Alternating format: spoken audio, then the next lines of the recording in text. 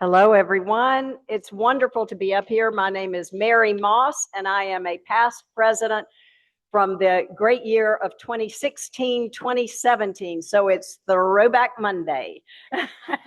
We're going to have a good time. I appreciate Tommy asking me to do this. We have an incredible program for you today, and it involves welcoming our city officials. It involves lots of special guests.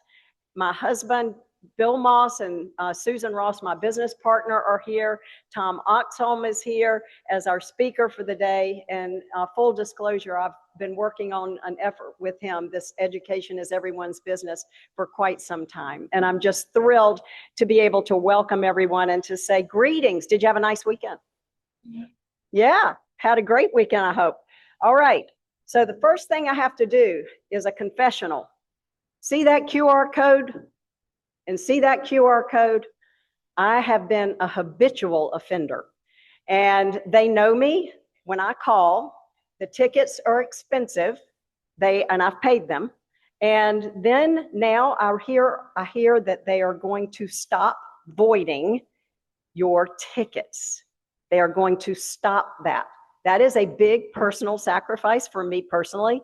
I walk in and I start talking, and then I owe all this money, and it's not been a fun ride for the people on my family's end, or when I have to call and get it fixed. So please remember, this is stopping. What's the effective date, Linda? Last week. If you have not done it, please go do it, because you're still within the margin of error. So that's the first thing. Paul Watson, we're going to do the pledge. Where's Paul? There, you're right here. Okay, we're going to do the Pledge of Allegiance. Hello, first time doing this. All right. I pledge allegiance to the flag of the United States of America and to the republic which stands one nation under God, indivisible, with liberty and justice for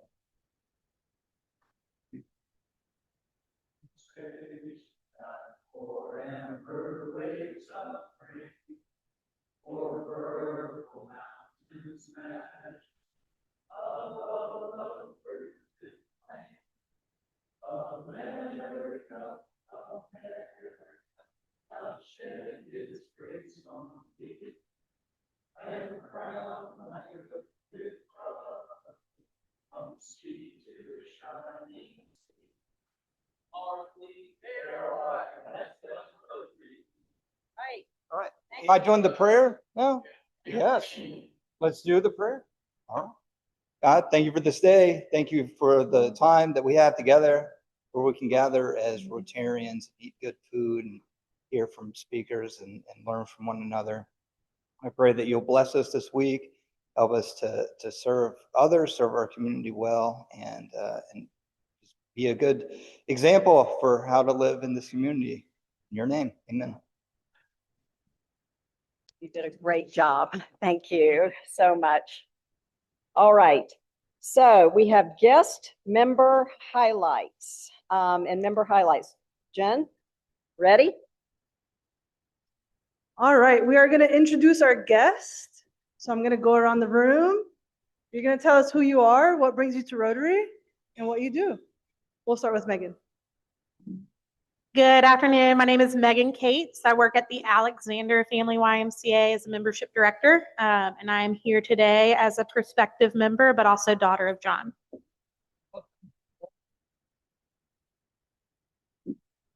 I'm Lee Clyburn. I'm in commercial real estate in downtown Raleigh, and I'm also a guest of John. All right, Wes.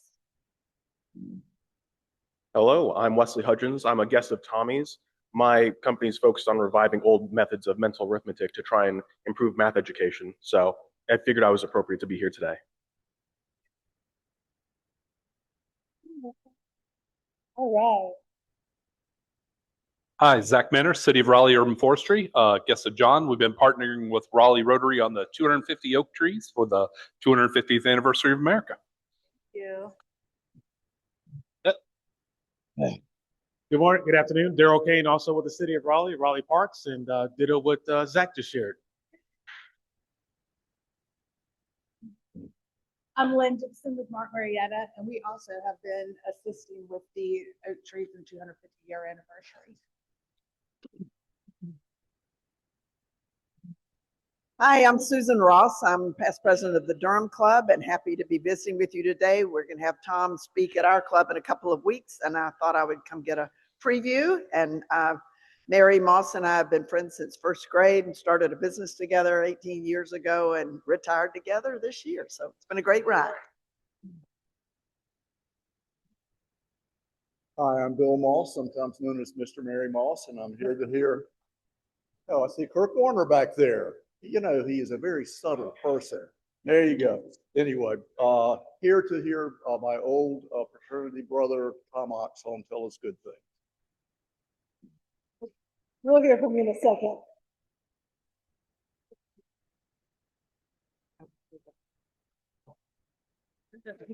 I'm Kate Dixon, and I'm a member of the Raleigh Citizen Parks Board and very supportive of your tree efforts.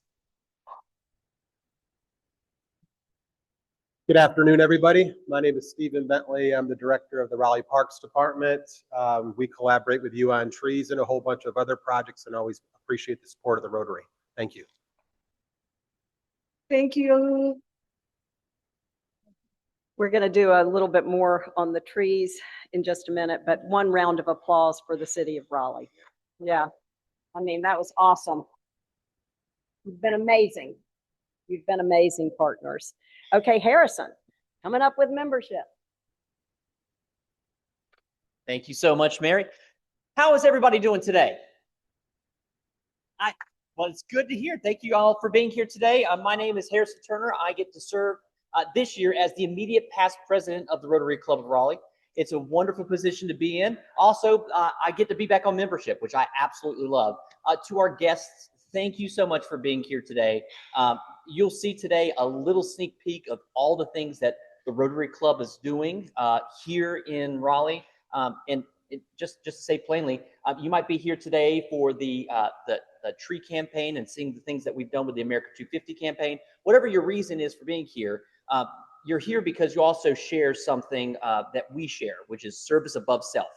We have a call to add value to our communities in a deep way. And we are looking for members who are potential members who want to get engaged with that. So City of Raleigh people, everybody else here, let me know if you have any questions about membership. But with that, today we have two things. Matt Cook and Brandon, if you'd please, both of you guys would come up. We're going to start off with Matt, and then we've got an induction of Brandon. So last week we had Matt Cook up here. You are sponsored by Tommy Kelleher, and last week you didn't tell me that you wanted to change sponsors. Are you sure you don't want to change sponsors? All right. Okay. All right. Well, as a reminder to everybody, Matt is the business development manager at Spangler Restoration. Oh my gosh. My apologies. Yeah, Spangler Restoration. And this week we get to hear from Matt about his why. Why Rotary? What brings you here? What's driving you to be a member? So Matt, I'll pass the mic to you. Cool. Good afternoon, everybody. I wrote this out, just short, brief, little presentation here. So I appreciate everybody and the opportunity. I'd like to be here today. So as a North Carolina native, I've been looking for meaningful ways to get back to the community. Over the years, I've looked at different organizations, but the values and specifically what they represented wasn't exactly what aligned with what my beliefs were or values. What stood out about this Rotary Club when I was introduced is that it's filled with people who put God, country, and community first. Those are the values I share, and they're kind of the people I want to learn from, work alongside, and serve with. I want to thank Tommy Kelleher, but he's gone. But so he's introducing me to something much bigger than just a business opportunity and relationship with him, but more of an opportunity to build a relationship with the local community here.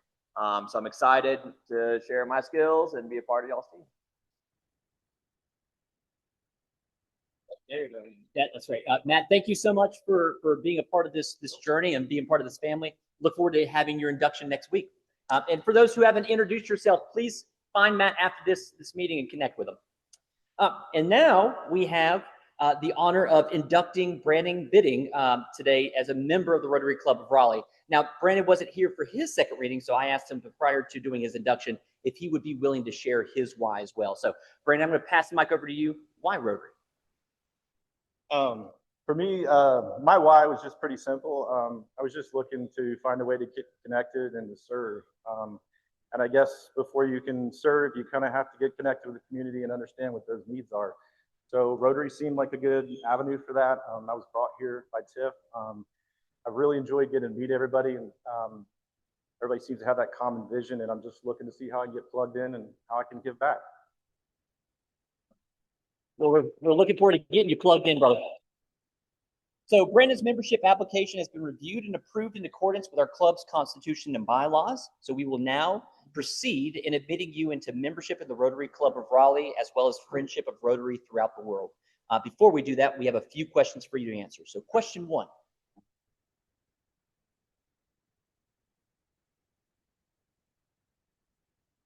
I will. Question 2.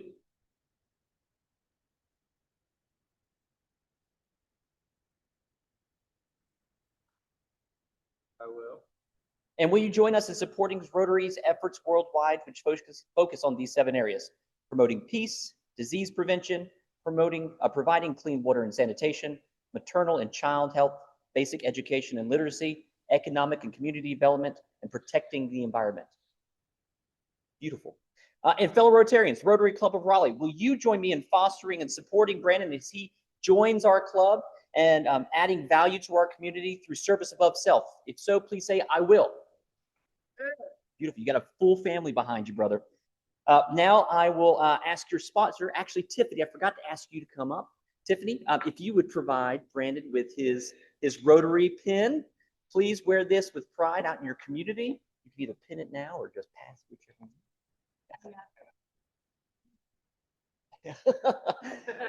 Very good. Wonderful.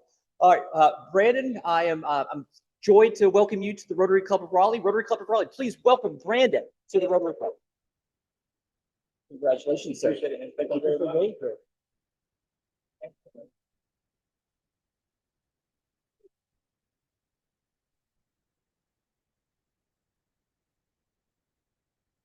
All righty. Now, a moment that we have all been waiting for, which is a check presentation to the city of Raleigh. John and Mike, there's Mike, he's coming on up. We've got a check presentation that we're mighty proud of. Thank you. Good afternoon, everyone. Could I get the folks from the city of Raleigh, and can I get North State Bank and Martin Marietta to come forward, please?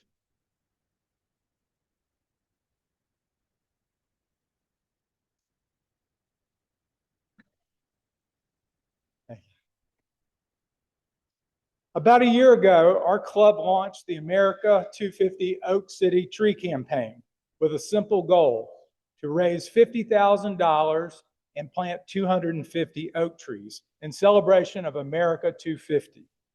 I'm proud to say that our community didn't just meet the goal, we exceeded the goal.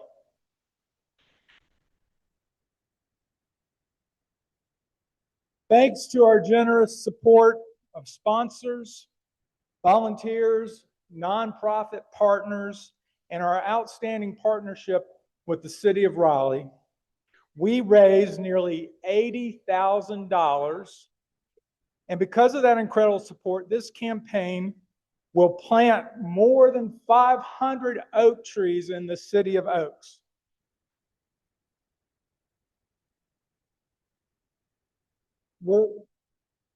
So far to date, we've planted 221 oak trees.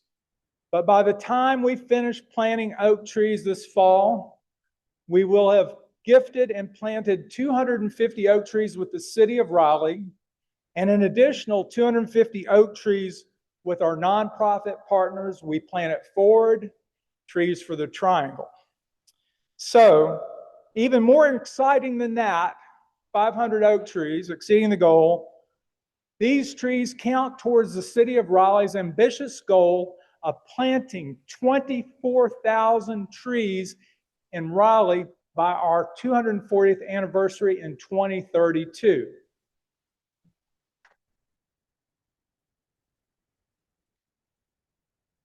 This gift not only honors our present, our past in terms of celebrating America 250, but it pays it forward into the future. An oak tree is one of the few gifts we can give today that will continue to serve after all of us are long gone. The trees will continue to provide shade, a place for our children to play, clean water, and habitat for wildlife. For generations, these trees will remain reminding that the city of Raleigh cared about being the city of oaks. On behalf of the Rotary Club of Honor, it's our pleasure to present you with this check for 150 additional oak trees.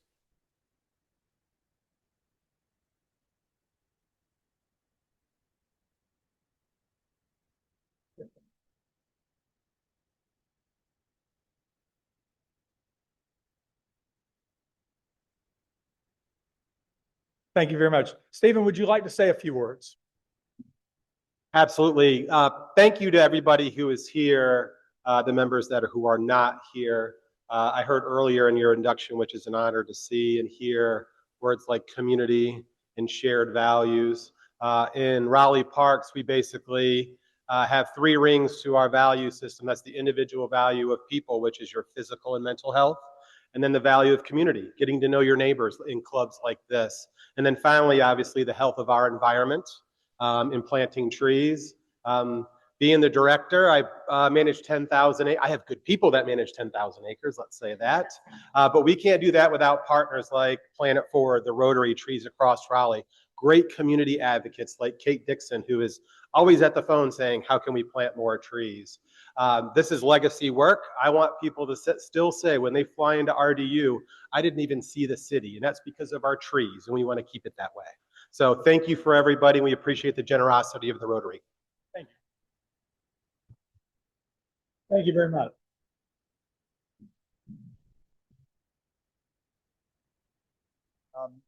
Jennifer, one more. Thank you to the city of Raleigh for believing in this partnership and for helping turn this vision to reality. But today isn't just about celebrating planting of 250 trees. As Raleigh continues to work towards the goal of planting 24,000 trees, the Rotary Club is excited to continue to support that vision. That's why we're inviting everyone here to join us on October the 10th at Dix Park for the inaugural Celebrate Oaktober in the City of Oaks. Our vision is for this event to become Raleigh's annual celebration of trees and the official kickoff to tree planting season. Families will enjoy environmental exhibits, children's activities, live music, food and beer, and also the opportunity to learn how residents can expand Raleigh's urban forest.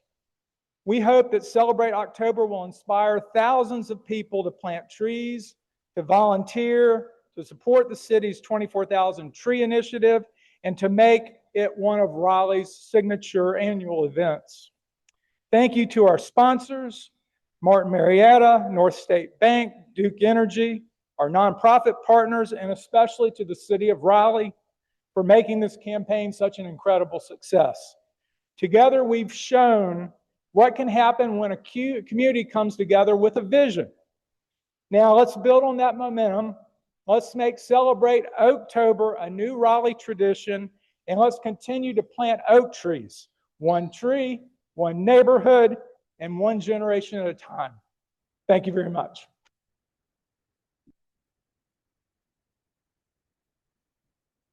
And can we also say thank you to this guy? He's been amazing. What an act to follow, right? Kind of keeping the theme of fundraising going. We actually have just launched a new fundraiser. We're going to be doing a raffle. We have a half season for the Carolina Hurricanes, who just won the Stanley Cup. And essentially what we're doing is it's going to be $100 per ticket We need all of our members to either participate, try to sell some tickets. They're really nice seats. They're club level, and basically you're gonna be getting tickets to 21 games throughout the season. So certainly a great prize. Certainly, the value of the prize itself is north of $6,000. So get out there and sell some tickets, guys. We will have a QR code up later this year. And finally, we are also going to be doing fantasy football again. So had a really great time last year doing some fantasy football. I think Richard won. Does that make sense? There we go. Sorry, Richard won 2 years ago. Sorry about that. So we will be doing it again. I think you can. I got an email from ESPN. So I think if you're interested, just go ahead and click that. If you weren't part of it last year, talk to Tom about getting involved. He'll be the one to kind of go from there. I think that's it for me.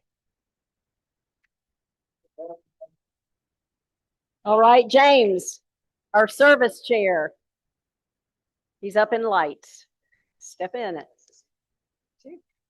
Hello, everyone. And before I get started, I would like to have Harrison come up here for a minute. I'm going to put him on the spot about something. So the advantages of being past president is that you can finally show off your wonderful art that he would never do for a year. And it's awesome. Oh, good. That's wonderful. Great. This is our upcoming service projects for the year. So we're pretty much set. The committee is meeting tomorrow night, and we're going to start out with Wake Ed Partnership Supply Drive. A statistic that I learned this week that was shocking is that in Wake County alone there is almost 6,000 home insecure students. So these are kids that are in dire need of materials. So we're going to be putting together a list tomorrow evening. We'll get that to the club, and that's how we're going to participate and help out Wake Ed. Then on Friday, September 25th, Church of the Good Shepherd Soup Kitchen is an opportunity for about 5 Rotarians to do service.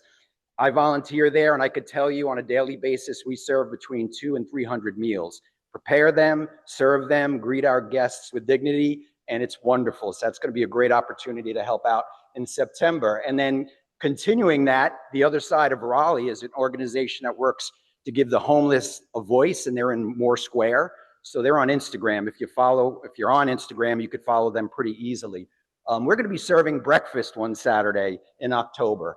And we're going to set up a tent just south of Moore Square. And trust me, we were there last weekend doing some service, and they are very appreciative. It's a great opportunity to get out, meet the people in the community. And then on the food bank, we'll be at the food bank in November. It's going to be a field trip where we're going to have lunch at the food bank on Capitol Boulevard. And then they're going to give us a tour and then opportunity to actually group different foods that get presented out to the home insecure, and which I am obviously I'm going to volunteer, and I go there after every meeting on Monday. And then of course, bell ringing in December. So we have a nice full end of the year schedule. Kevin has dealt with all of my phone calls and my whining and dealing with it, and he's been so supportive. So I appreciate that. Next slide. We have another? Yes. Okay. So this past weekend, speaking of service, we took down all the 250 ribbons that we put up. We weren't going to make everyone at this table do it. So we went out and we had a nice group there. Thanks to Randy's wife, Donna, who took the photo of us. But it was awesome. And the great thing about service is something that happened while we were there. So Charles, Chuck, and John got there early and said, let's just start to pick up trash. So they're going around Moore Square and picking up trash. And the gentleman in the blue with all the facial tattoos, he said, I want to help out. He got a bag and he helped out for about an hour. And that's the great thing about service. Like, we do things and then people in the community get involved. And I will say that that gentleman in the blue shirt also told us how he likes to speak to the trees and the trees speak to him. So there's a lot of interesting people we meet when we do these projects. That's it for me. Thank you. Thanks all. Great report. So are we proud or what? We should be proud of this club. I'm extremely proud all the time. I will tell you that there are no birthdays and anniversaries. And now we are with the raffle, and I think Mike is going to, oh, here we go. Yes, Tom?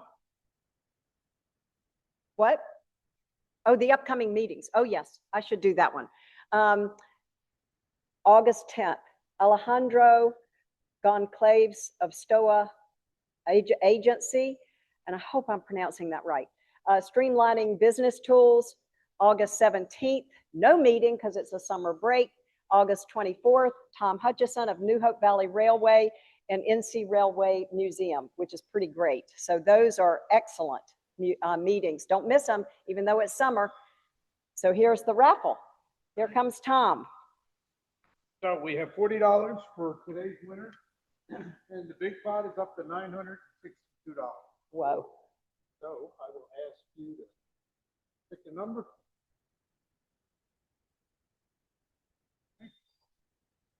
And we got the last four are 4784. 4784. Oh, Megan.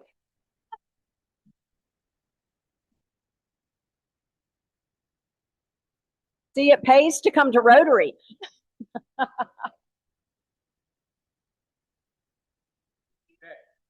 Now, get the draw. And we will just put these all right here and let you pick a card. Okay. Am I drawn for anything in particular? You're looking for the ace of clubs. 9 of clubs. So close. It was a teaser. Yeah. Thank you. That's a pretty big pot. All right, on your tables, you have the Dementia Alliance buckets. Please donate today. This is one of our firm's key fundraisers, and we hope that you'll all take a minute and put something in the bucket. Now we're on to our feature program, Mr. Tom Oxholm. So with that said, I'm going to tell you, might not follow Tom's script here. We have known, Bill and I have known Tom Oxholm for a very long time. He was a fraternity brother of Bill Moss's in college as a UNC Tar Heel. Y'all don't know that about me, do you? But that is a very exciting moment for him to come and hear his fraternity brother speak. And Bill has heard a whole lot about this effort because, as I alluded to earlier, Tom recruited me. And once you hear what he has to say, stay after and let him recruit you. This is an effort so important for the future of our children that I hope that you will join his effort in that. In addition, my children, my 3 sons were raised right in Hayes Barton Methodist Church because Tom was a Sunday school teacher for them. So they got off to a great start. The most important part about Tom that I've known, because I've worked with him on innumerable projects now, is his passion, his integrity, his humbleness, and his kindness. These are qualities that matter so much in leadership, and I have been the fortunate beneficiary of so much of that. You're going to hear all of those things today, and especially the passion part.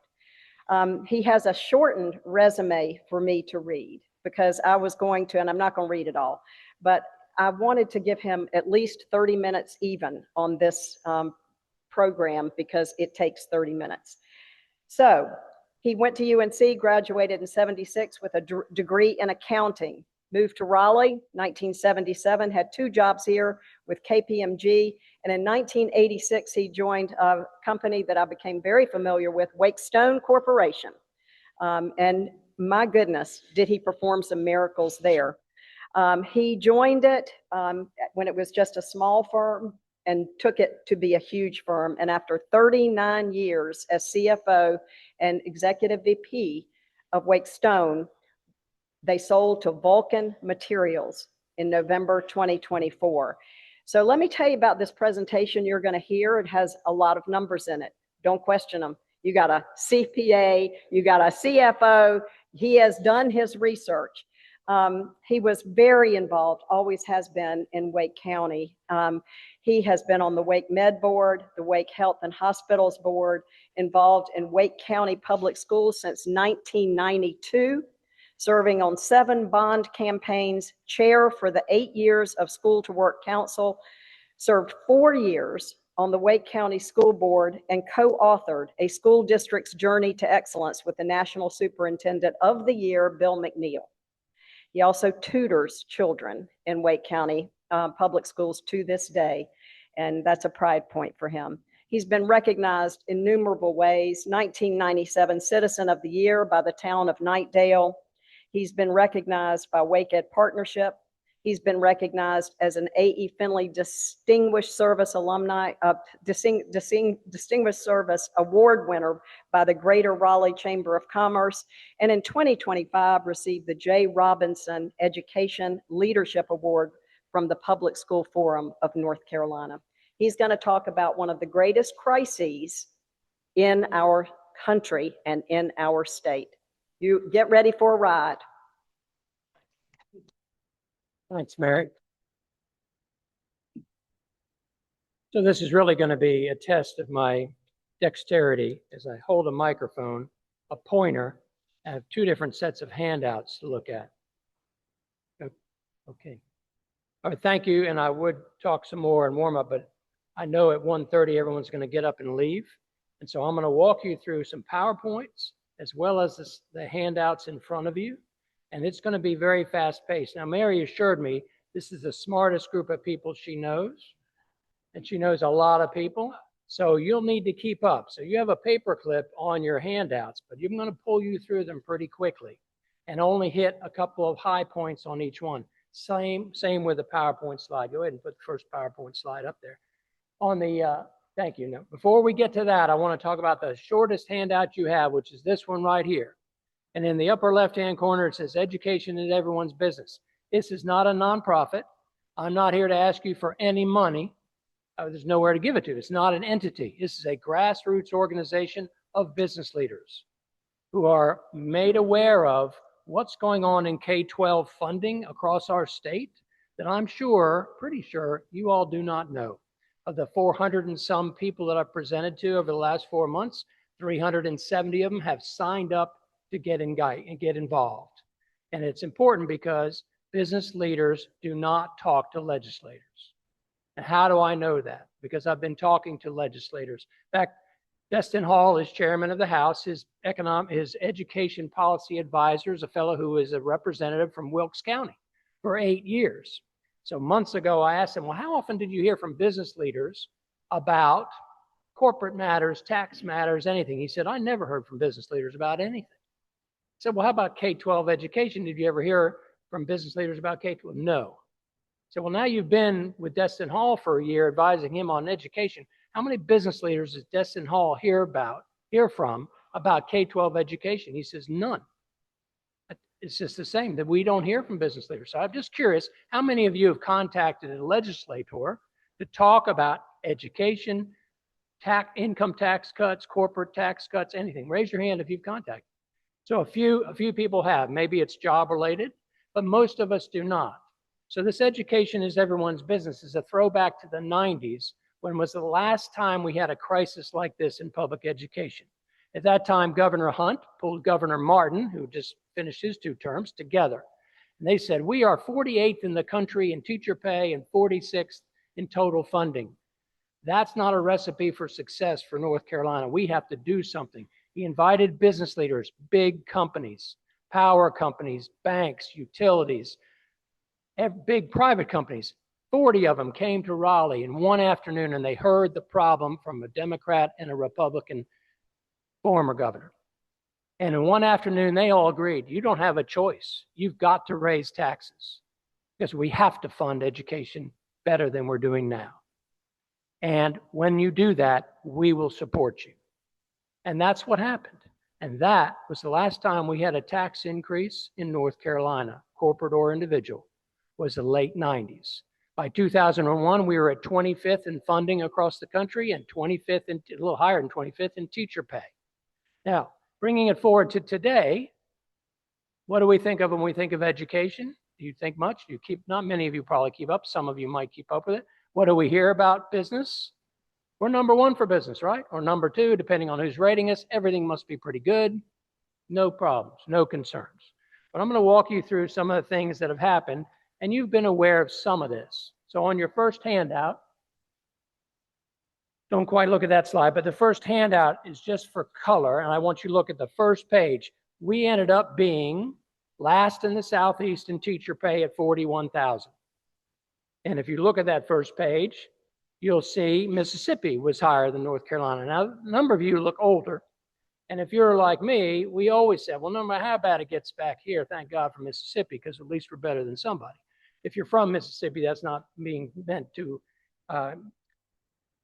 to insult you. It's just that Mississippi is the poorest state in the country, and we're always better than Mississippi. But if you look at this, you'll see, and if you look at this slide up here, you'll see Virginia and South Carolina. And we are, remember, the valley of humility between two mountains of conceit. Raise your hand if you've heard that. Certainly, if you've lived in North Carolina for any length of time, you know that. We always think of ourselves as being the nicest people, and they can think they're better than us, but they're really not. So we ended up at $41,000 in teacher pay, and that just started July 1 of 24, up from $37,000. Now, in July 1 of this year, the legislature raised it to $48,000. But if you look at flip over that first, to the back page of that first handout, and you're going to see the southern states that primarily fund education through their state legislatures, you'll see the path of education pay. Legislators set the payroll, and you can see where North Carolina starts and ends. Now, we had no budget in the state for the last 2 years, and legislators caught heck for it. And they especially heard from border counties.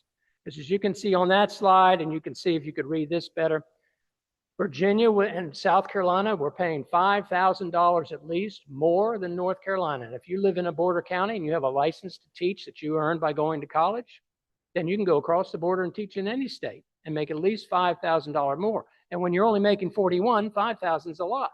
So you can go back to your home county, but not teach there.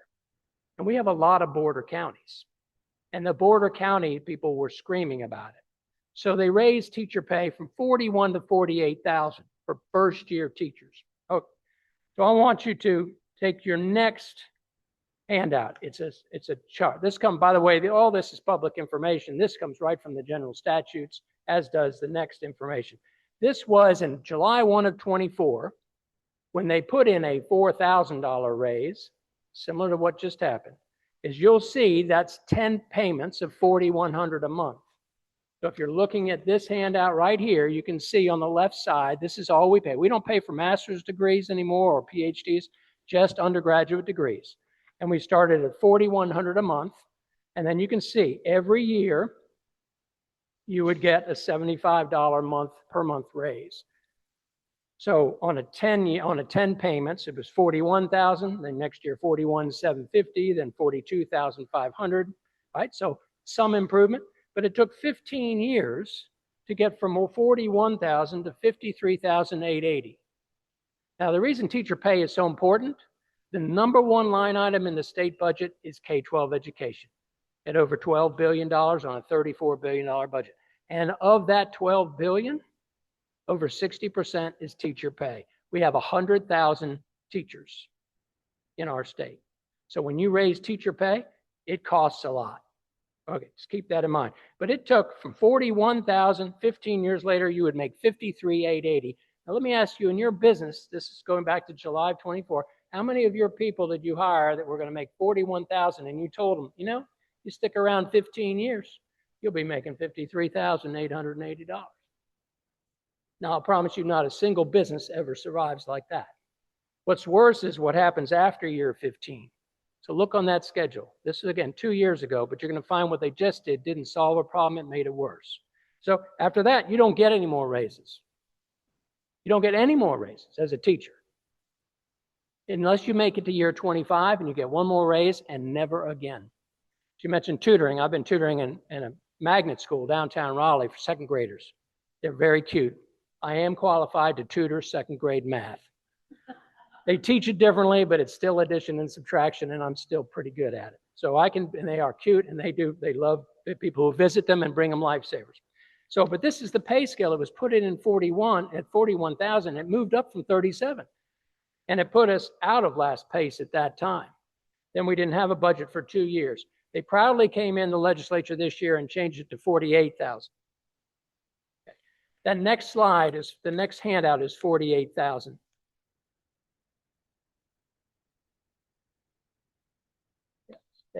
As you see, 41 was a problem because everyone was more than we were. But, and don't go to that slide quite yet. Go back one, please. Okay. This handout, thank you. This handout right here shows the July 1 of 24 and the July 1 of 26. This handout right here.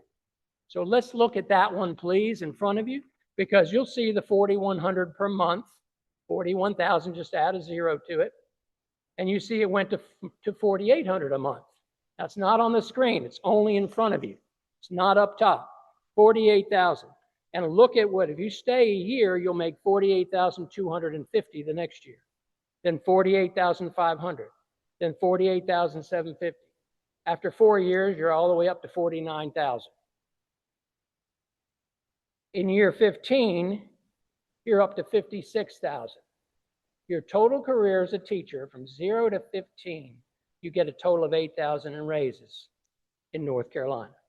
Now, if they intended to solve the problem of people moving across the border to teach in other states, do you think they solved that by promising them a $250 a year raise? And do you think that Virginia and South Carolina are just going to not give raises this year? Because that's not their tradition. So we won't be better than the other states. And when teachers look at the potential pay, they'll go, this is ridiculous. Why would I go somewhere that's going to give me a total 15-year raise of $8,000 and then no more raises? And why do they decide to stop giving raises after year 15? That was a decision made made about 8 years ago. Anybody know? To be eligible for a state pension, you have to work 20 years. To be eligible for a state pension, you have to work 20 years. So you've got to be willing to have no raises for 5 years, and then you'll be eligible for a state pension. Now, I don't know that's why they did that, but it's a bit suspicious. Again, I ask you, when you are paying employees, or if you work for companies that pay employees and give them benefits, is that what you do? Do you expect them to stay around, or do you expect them to leave? You ask yourself that question. It seems obvious to me. All right, so then that slide that's up here has a lot of information. It has that starting pay. It also has average pay, where we don't look as bad, but that's average pay, which includes local supplements. So Wake County pays almost $9,000 per teacher more than the state pay schedule, because teachers can't afford to live in Raleigh and teach. So they get $9,000 more, and that goes into the average pay number. So this is state pay, and the state's required to pay all teachers and administrators. And then the local supplements. Well, we have 115 school districts. 80 of them are very rural, and their total supplement is less than $1,000 a year. Now, Wake County, Durham County, Charlotte-Meck, they pay big supplements to try to keep teachers and have them afford to work and live there. All right, so teacher pay is a big part of total funding. But one of the problems we had last year is we had 8,000 teachers quit out of our 100,000.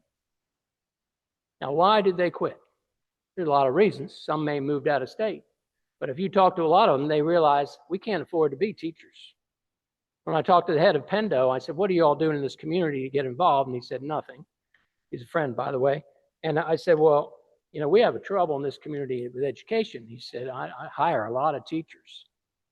I said, what do they do for you? They said, they do cold calling for our software.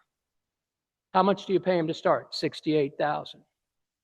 So we have teachers going through, getting a 4-year degree, getting a teacher certificate, doing the testing to come out, and we're making 41. Now they're making 48. And if they stay 15 years, they might have an $8,000 increase. I don't think they've been provided an incentive to teachers to go into teaching. So your next handout is a colorful one. It comes from the Education Law Center. So every 2 years, this group in Philadelphia compiles state and local funding of 50 states in the District of Columbia. It's the only group that does it. It's complicated because they got to talk to every school district in every state to compile the information. So this information is actually from 2024, but it came out in December of 25. And I've highlighted in the color on there where we are.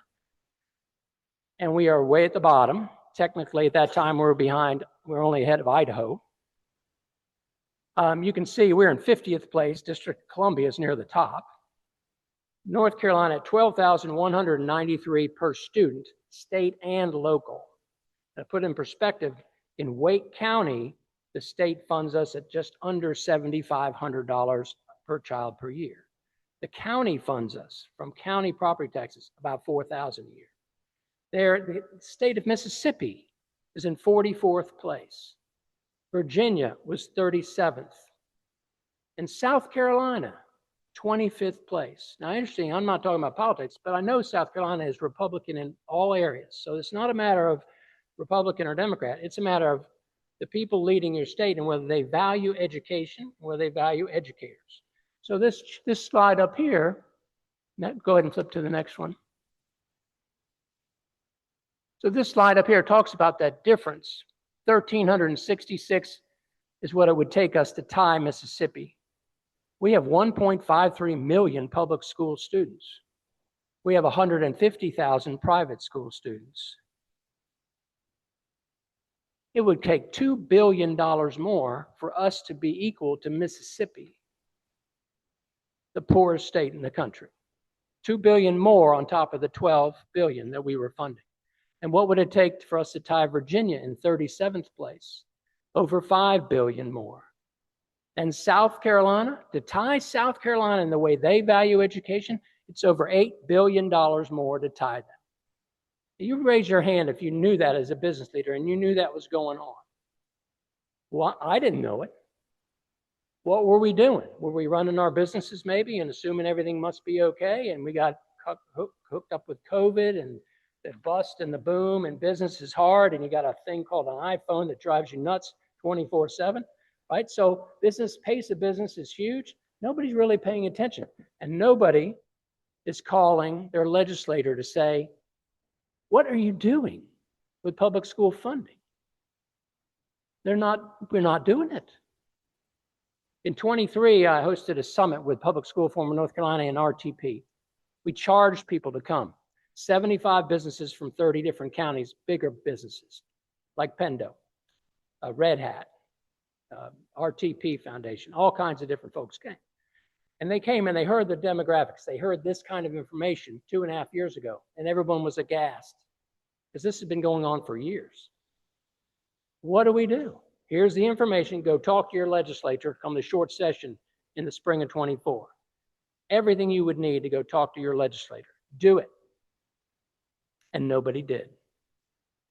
And when we individually went back and asked why, they said, because I wasn't confident I could discuss it and argue with the legislature. I didn't have enough information. I know how bad it was. I could give my opinion, but if they pushed back, I wouldn't know what to say. So it didn't work. We went out during 24 and 25, we spoke to some Rotary Clubs, mostly chambers of commerce. And they were all aghast at what's going on. They knew their counties were having to supplement state funding, but they didn't realize how bad it was everywhere else. But they also said public education is too political. We really can't say anything as a chamber. In fact, the Chamber of Raleigh recognized me for my education work and other things, but they would not let me speak to their board of directors as to why the chamber needs to get involved, because it's too political. They get funding for economic development from the city and the county. They didn't want to get involved. So I've spoken to a lot of Rotary groups this year. They don't have that problem. But they have a lot of business leaders. When I say business leader, it's somebody who runs a business, is contributing to the economy of the state. You could be retired. I'm retired. But I know the future of our state is very tied to how well educated our students are. And if we're funded $2 billion a year below Mississippi and we don't incent teachers to go through college and get teaching degrees, we've got a problem. If you go back one slide, I want to show you about the teacher pipeline. See that thing on the left at the bottom? It says 14K to 8K. So that's how many students were in teacher prep colleges around the state traditionally. And they would graduate, 1/4 of them, 3,500, would get their teaching certificates, go through the testing that has to be done, and come out and teach. And our turnover every year averaged 2.5% to 3.5%. So our teaching schools, and most of those are the University of North Carolina system. There are private schools do it as well. Most of them are that. So it worked fine. Now we're down to under 8,000 students are in 4-year programs. In 2012, at the university level, we had 12,500 that were in college prep, teacher prep certificate license programs. And in 2024, we had 6,500. The difference between 6,500 and 8,000 is the private colleges and some who would go on and get master's degrees, even though there's no incentive to do that from a pay scale. But if we have another year of 8% leaving, how many are graduating? 2,500? So what did we do? Well, we now have 4,000 international teachers who come on visas from the Caribbean. They're licensed teachers. You can ask any superintendent in this state, you have international teachers on your payroll? Yes. What would you do if you didn't have them? In some counties, the rural counties especially, they'd shut the schools. 4,000 of those. We also have what's called lateral entry or alternative licensing programs, where you can take a CPA and say, all right, I want to teach school, and you can put them in and say, okay, you got 5 years to go through, get your licensing, and you can get paid what teachers get paid. Sounds good, lateral entry. There's only one problem. Who would leave a business and go to work teaching at 41,000 or 48,000, knowing you get basically no raises, unless you're just a good-hearted person, likes kids, wants to tutor, which I enjoy tutoring, but I can only handle 2 hours a week. An hour in a classroom with 20 kids is not what you picture from your youth. Of the 20 kids, how many do you think don't speak English as a native language in our state? 15%.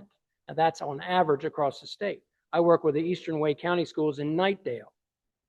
Knightdale Middle School, called Neuse River, has 50% English as second language students.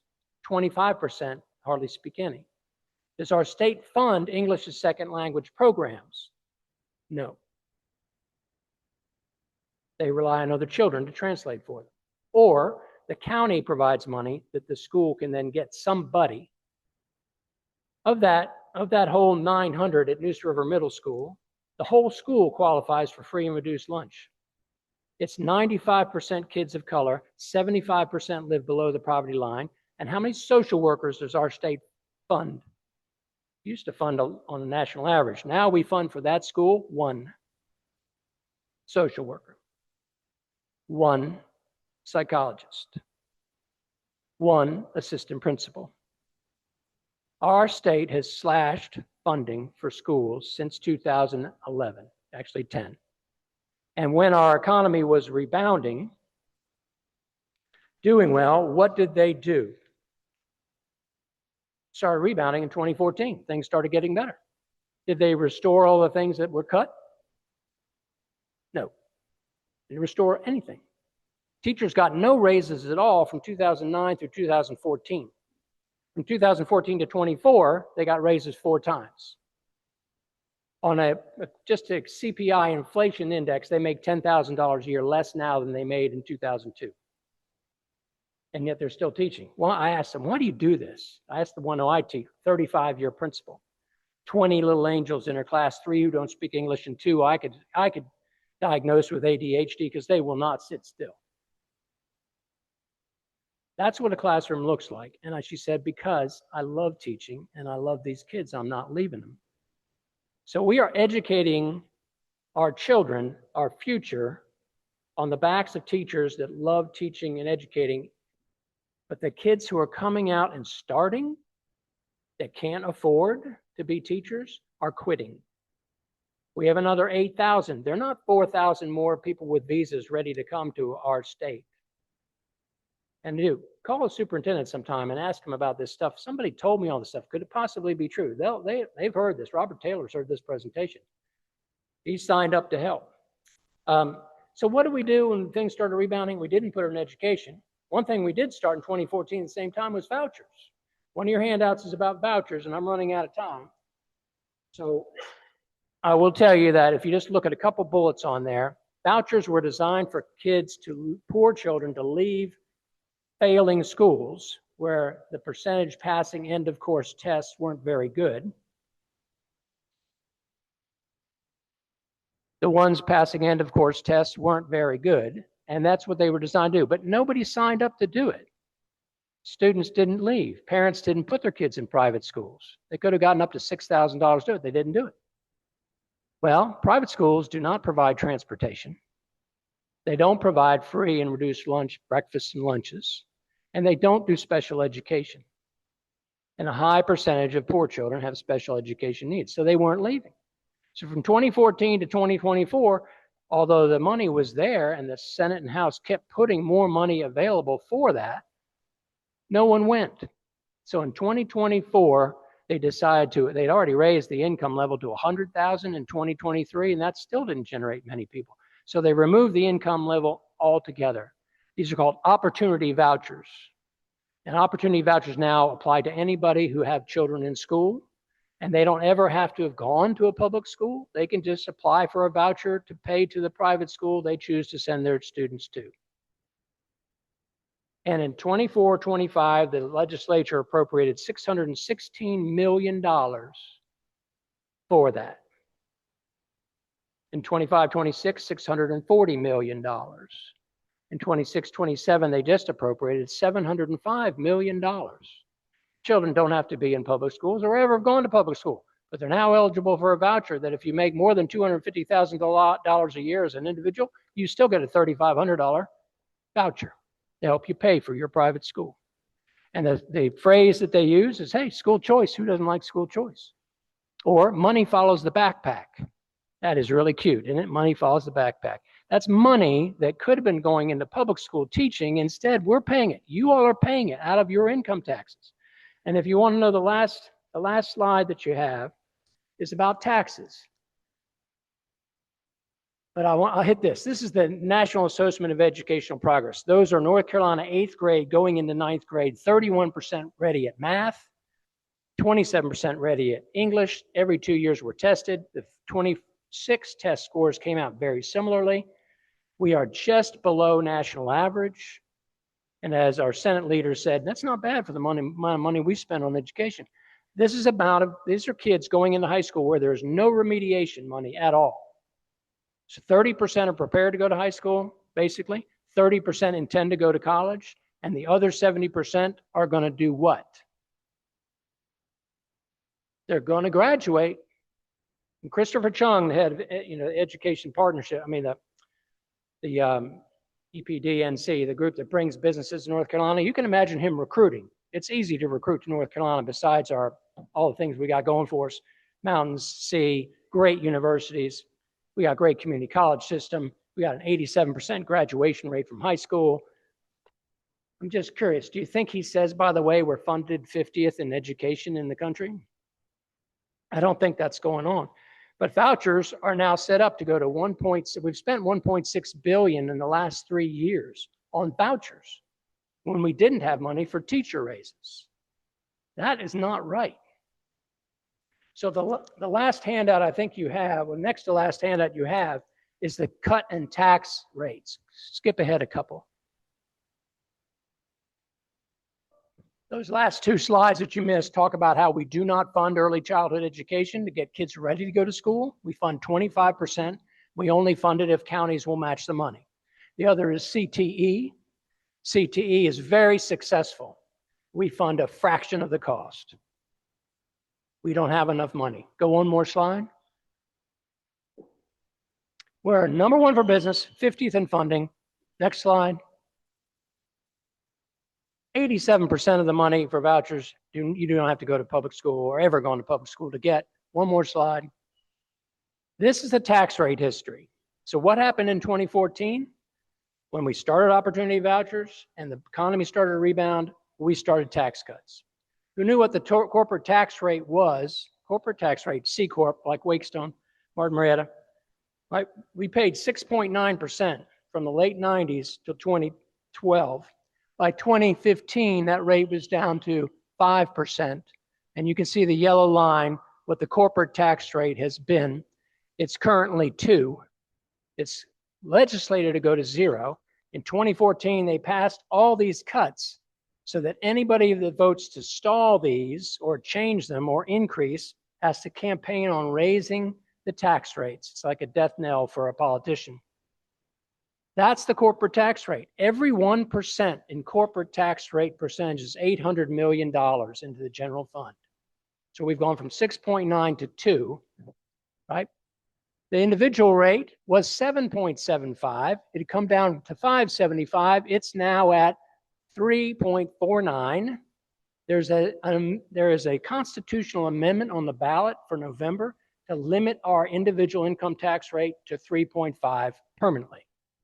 Every 1% of the individual rate generates $4.25 billion of revenue.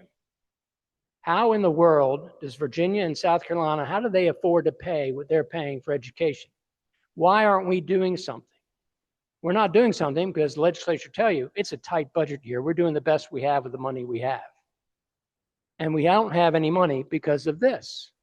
And I'll promise you, there's not a person in here that called their legislator and said that corporate tax rate's just too high. You've got to cut it. They never hear that. And then I'm sure you haven't called saying at 4.25, my individual rate was too high. I want you to drop it to 3.49. That's not been going on. People have not been talking to their legislators. And most of them don't have students in public school. Only 30% have kids in public school. But we hire people who go to public school. In the quarry business, 90% of our people were not college graduates. And in my last 10 years, they're running all the administrative. I can tell you, they had trouble with filling out an application. They couldn't read the employee handbook. They couldn't fill out 401k paperwork. They couldn't understand the company health plan. I'm sure other companies besides the stone quarry industry had those kind of problems with people with high school education. If you talk to the leader of Wake Tech, he'll say, we have a real problem with our high school graduates. They are not getting a high school education as people think they are. They may be graduating, but they're not coming out prepared to go to work. And this is a chronic problem that's been in place since 2014, and business leaders have done nothing about it. So I'm going to finish up just by saying this. This little piece of paper here, we currently have 370 business leaders that I've spoken to over the last 4 months who have filled this out. Name, address, county, email address, phone number. It'll come to me. We put you on an administrative Excel spreadsheet. We don't give that list to anybody. What you will get is an invitation for one Zoom meeting a month to hear more information as to what's going on. Once we get to the campaign season, the only time legislators listen is when they're campaigning to run for office. They're too busy the rest of the time. I don't blame them. But come after Labor Day till November 3rd, they will go to candidate forums. And if you're in Wake County, you'll get an email from me saying candidate forums are coming up. Here's where they are. Here are questions you can ask. And they will be pointed questions. And so I'm not asking you for any money. I'm not asking you for much time. I'm asking you for contact information and to be ready to be active during the campaign season and voting, and make sure candidates, whether incumbents or running, that you tell them what you've done in public schools is not good for our state. You've made mistakes. You need to correct it. Raise our taxes. Virginia, South Carolina individual tax rate for the last 25 years has been 5%. Ours is 3.5%. They haven't changed theirs. Every 1% is $4.25 billion, right? Our corporate rate's at 2%. If we put it at 5%, which is what South Carolina's has been for 25 years, and Virginia's at 5.5%. You put us at 5%, we tie our north and south, and it raises $6.5 billion. I'm sure educators wouldn't know what to do with $6.5 billion, and we don't have to do it drastically all at once. But if we don't do something, you're going to have 8% of our teacher workforce leaving. There's nowhere to replace them from. We can't steal them from the border states. They're wise to that game. And we're going to have empty classrooms. And when what is that going to do to the test results? The number one factor in student achievement is a qualified teacher in every classroom. If they won't even go to college because they don't see a a compensation schedule that they're willing to do, we're not going to have any teachers. I can't believe legislators really want that to happen. I understand why legislators might like low tax rates, but we are not going to be number one for business 10 years from now. What we're going to be doing is shaking our heads saying, how could we let this happen? So I want you to sign up this form. If you don't, you can go to the last slide. There's one of those QR codes and that you can enter it on there. I don't know how those things really work. But if the QR code, you can scan that and enter it there. I'm a paper guy, so if you give paper, I'll stay around afterwards, collect the paper. I promise. We don't sell your list. We're not going to give it to anybody. You'll hear from me. You can have the Zoom meeting once a month to hear what's going on, and we'll be recruiting you to get engaged. Between now and November 3rd, when hopefully you'll vote, you might spend 3 or 4 hours. So if you think this future of education in North Carolina is worth 3 or 4 hours of your time, read the material I give you. Go online and read this, verify it yourself, do whatever you like, and get involved. That's what I'm asking you to do. I'm not asking you for promise. We'll never ask you for money, but please get involved. Thank you for your attention. I'll stay around for questions. So if that doesn't catch your attention, I don't know what will. We're going to do the 4-way test now. Everyone, please rise. Is it the truth? Is it fair to all concerned? Will it build goodwill and better friendships? Will it be beneficial to all concerned? Thank you, Tom. And here is a mug. I got to give it to you because you're going to need a lot of caffeine. So that guy is just who you want him to be. Thank you so much, Tom. It was awesome. So thank you.